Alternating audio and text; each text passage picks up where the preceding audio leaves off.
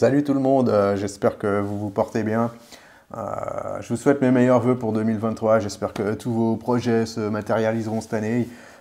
Pour ma part, je travaille un petit peu sur des vidéos qui prennent un peu plus de temps. Et je vous propose pour patienter un petit déballage de Casio bon marché qui sont arrivés ce matin dans ma boîte aux lettres. Alors, commençons tout de suite. Il s'agit de Casio plutôt super abordable. Je crois qu'il y a deux modèles, je me souviens plus exactement ce que j'ai commandé. Il y a deux modèles analogiques. Ici, il y a une Casio Edifice. Et si je me souviens bien, il y a une G-Shock.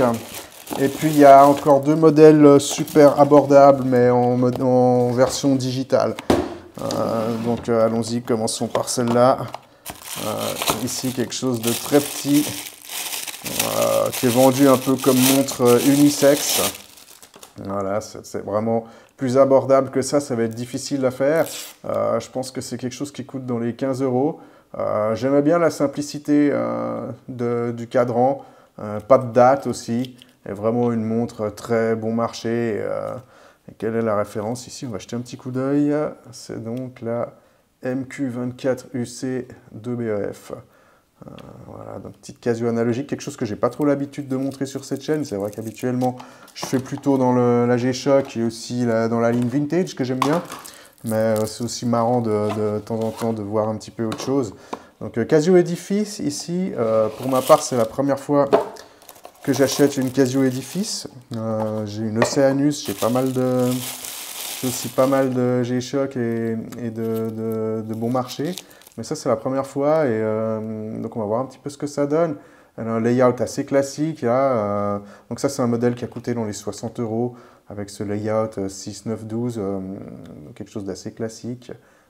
Je la trouve assez jolie. C'est vrai que chez Edifice, il y a des modèles qui sont beaucoup plus chargés, avec des cadrans beaucoup plus complexes. Ici, on a un modèle tout simple avec un chrono. Je suis curieux de me faire une petite idée aussi sur ces Casio Edifice. Ici, on voit qu'on a un chrono au 10e à midi, ce qui est assez amusant. Voilà, un petit reset.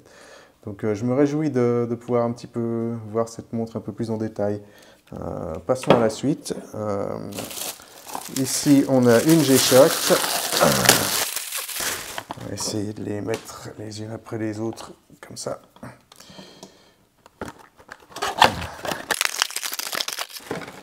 Voilà, donc ici, on a une G-Shock avec une belle boîte dorée. Celle-là, je ne l'ai pas encore dans ma série de boîtes G-Shock. Donc c'est un modèle qui vient de sortir ici. Je ne me souviens plus exactement de la référence. GD 400GB 1B2AR. Donc c'est un modèle avec des touches de doré. Donc le doré semble revenir en force ces temps sur les montres et aussi sur les montres digitales. Et donc voilà ce modèle qui me semblait assez sympa avec ces barres de protection qu'on peut souvent acheter en aftermarket mais qui ici sont directement livrées avec la montre. Elle a eu froid, elle a de la buée sur l'écran. Donc voilà, un modèle qui a l'air assez intéressant, moi qui me plaisait bien esthétiquement. Ça c'est aussi un modèle qui a assez bon marché. Je crois que je l'ai payé dans les 50 €. Donc allons-y, posons ça ici.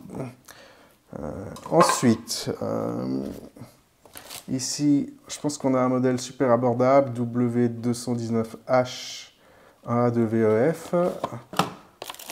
Alors, ici, c'est un modèle digital. Alors ça, c'est quelque chose qui coûtait dans les 20 €, si je me souviens bien, 20-25 €. Aussi avec des touches de doré.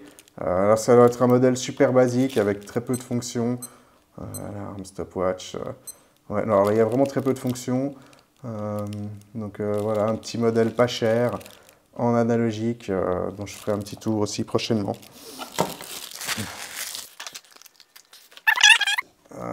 MRV 200H. Ah oui, alors ça c'est la suite de ma petite revue que j'ai fait sur la MRV 210 qui faisait donc 55 mm de taille. Donc quelque chose qui n'était pas facile à porter. Et mon idée c'était de tester la MRV 200 qui a pas mal de succès, dont on parle assez souvent dans la communauté horlogère. Et c'est un modèle qui a un layout sympa, vraiment bon marché. Ça, je me souviens plus, c'était dans les 25 € aussi, je crois. Et dans une taille beaucoup plus contenue, hein, donc ça va se porter beaucoup plus facilement. Donc je me réjouis de faire un petit tour de cette montre aussi. J'aurais bien voulu faire un comparatif avec la MRW 210, mais malheureusement je l'ai revendue. Donc ce ne sera pas possible de les mettre côte à côte juste pour voir la différence de taille, c'est un petit peu dommage. Voilà, ensuite passons au dernier modèle, ici dans une boîte en plastique. J'ai jamais vu ce genre de boîte. Donc, je suis curieux de voir ça. Ça aussi, c'est un modèle analogique avec un cadran très simple. Et j'aimais beaucoup le layout. Alors ça, c'est aussi du très bon marché, hein, si je me souviens bien, dans les 30 €. Donc ici, on a une boîte qui est en laiton, si je ne dis pas de bêtises, et qui doit être chromée. Donc on reste dans le bon marché. Par contre, je trouvais le cadran vraiment intéressant ici. Simple, très lisible. Et assez joli. Alors, voilà, on a ce bracelet ici, acier. Dans ces gammes de prix, il ne faut pas s'attendre à des bracelets terribles. Mais voilà, on pourra aussi essayer de changer le bracelet et de voir un petit peu ce que ça donne. Ici, on a une espèce de brossage sur les cornes, qui n'est pas forcément du plus bel effet. Mais voilà, là aussi, on est dans une gamme de prix très, très entrée de gamme. Et on pardonnera certaines finitions qui ne seront pas forcément au top, et aussi la présence d'une boîte chromée plutôt qu'une boîte en acier inox. Donc la MTP 1260PD1BEF ici. Donc voilà, je ferai un petit tour de ces montres plus en détail à l'avenir, et je vous propose de regarder ça ensemble dans les semaines qui viennent. Et d'ici là, je vous souhaite une bonne fin de semaine, un bon week-end, et je vous dis à la prochaine. Ciao!